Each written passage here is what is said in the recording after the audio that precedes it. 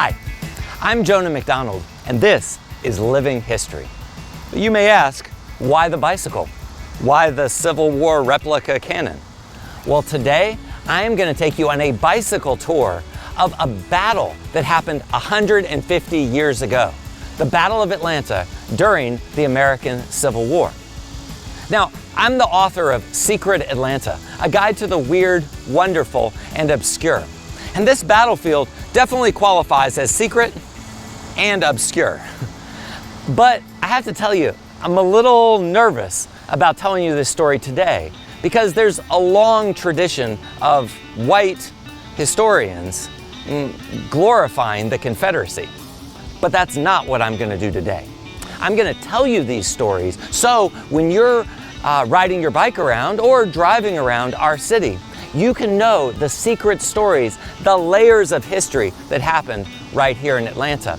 And because the Battle of Atlanta itself was so important in ending the Civil War and making sure there was freedom for so many formerly enslaved people.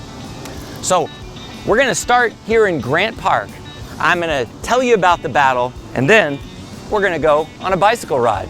So come on.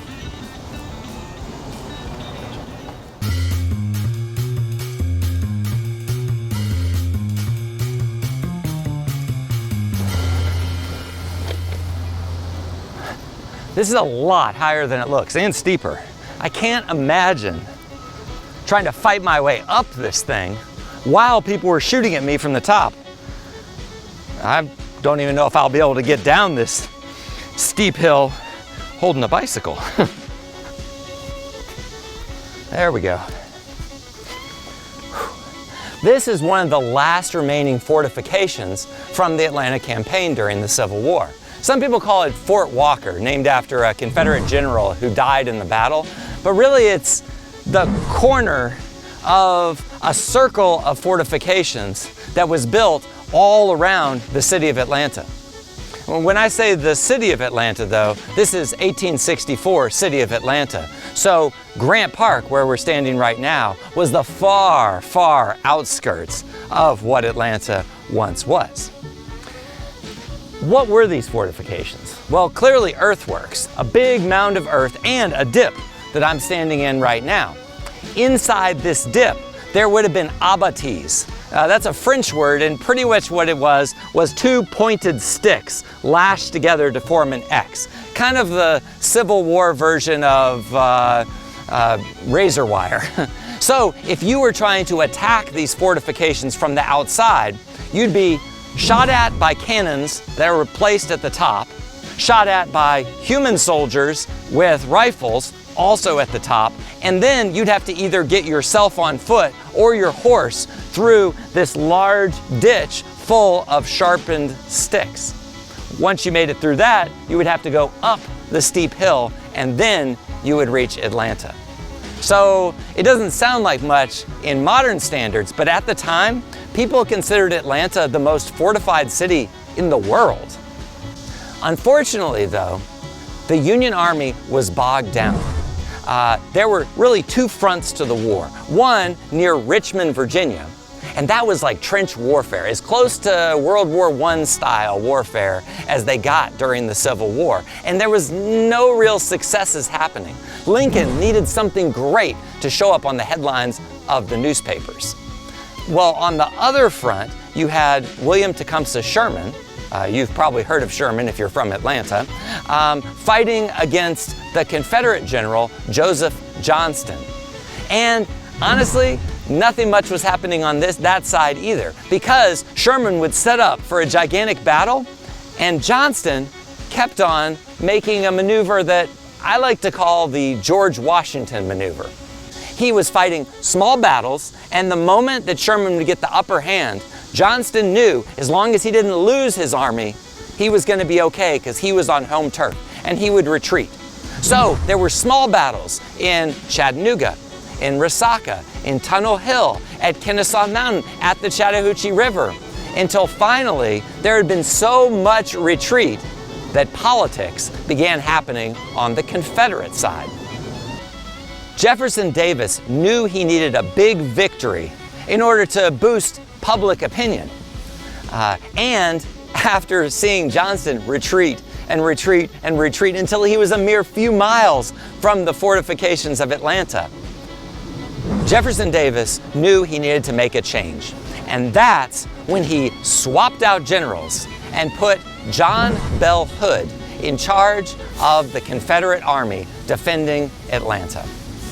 Lincoln needed Atlanta to fall so that the people of the North would vote for him, and he could then end the Civil War and end slavery. Jefferson Davis needed a big victory so that the people of the South would want to continue fighting the war. Now we come to this heavily fortified city. You know, I'm standing next to some of it right now. And John Bell Hood is now in charge. And General Sherman's number 2 in command, James McPherson, immediately rushed to Sherman's side and said, "I've heard about this guy. I haven't just heard about him. I went to school with this guy." You see, McPherson and General John Bell Hood had both gone to West Point together. And McPherson said, "I know this guy's battle tactics. He's totally a hothead, he's totally impetuous, and I bet he's gonna attack us with everything he's got as quickly as he can. So we gotta be prepared." And to prepare, the Union lined up their army along a ridge about a mile from Atlanta. That ridge is what we now know today as Moreland Avenue. We're gonna go there in a little bit on bicycle.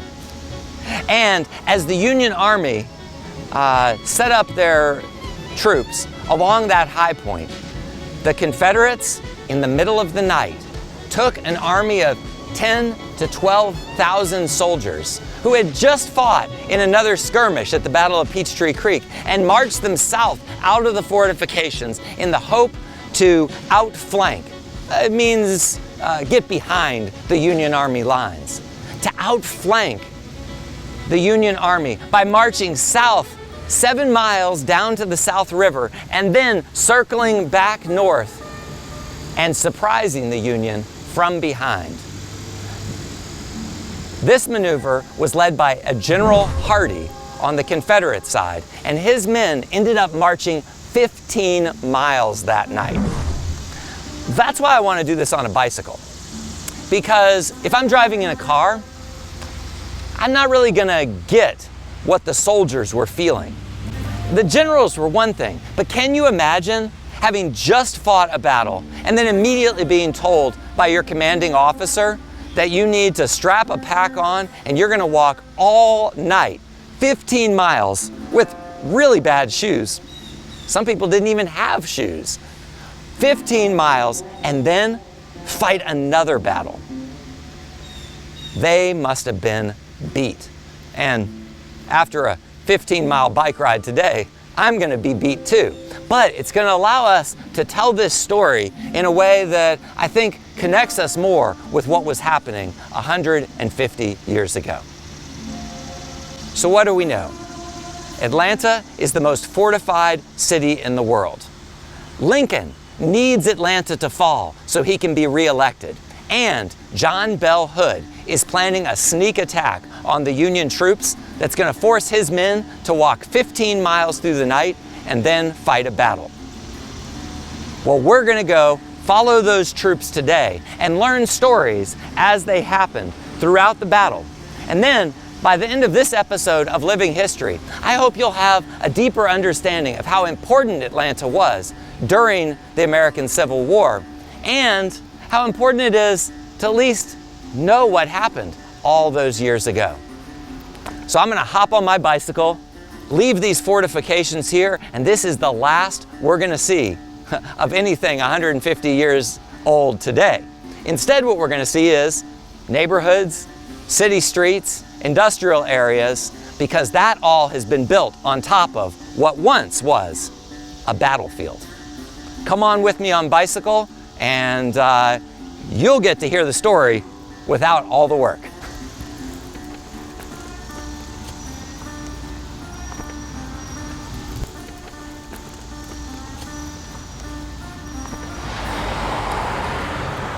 Here we are, about to get out on the city streets. And this is the same spot where that giant column of Confederate soldiers left the fortifications of Atlanta and began marching south.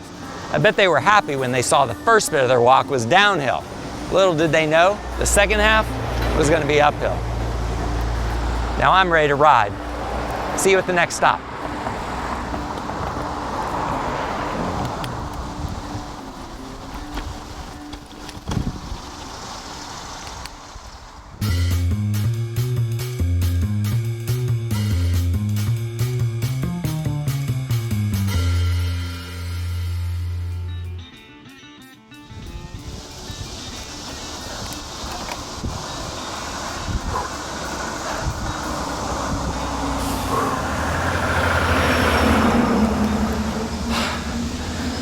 That's some bike riding. I am now about halfway through General Hardee's night march. Some of the Confederate soldiers didn't even leave the fortifications of Atlanta until after midnight that night. It's just that many men, it just took them that long. So you just imagine this giant column of soldiers marching through, well, they didn't know where they were, in the middle of the dark, and they were supposed to surprise the Union at dawn. But come dawn, the Confederate soldiers were where we are right now, right on the banks of Entrenchment Creek, just north of the South River. Though there was a road here, this is the historic route of the Fayetteville Road that connected Fayetteville and Decatur, but it wasn't much of a road, just a dirt track. And the Confederates didn't know where they were. So at dawn, they knocked on the door of William Cobb's house. He ran a mill right here on Entrenchment Creek. And can you imagine being awoken with almost 10,000 soldiers surrounding your house saying, "We don't know where we are. You've got to give us a guide." Once Cobb got his wits about him, he eventually sent his miller, Case Turner, with the Confederate Army to show them where to go. Without that help from Cobb and Turner, Hardee and his men might have been wandering around all day. But as it was, because they got lost and because the long column of soldiers were so slow in leaving Atlanta, the sneak attack didn't happen at dawn. It took almost until noon before the battle began in full. Well, I've gone about 6 miles of bicycle riding now. Imagine those soldiers having walked that far through the middle of the night.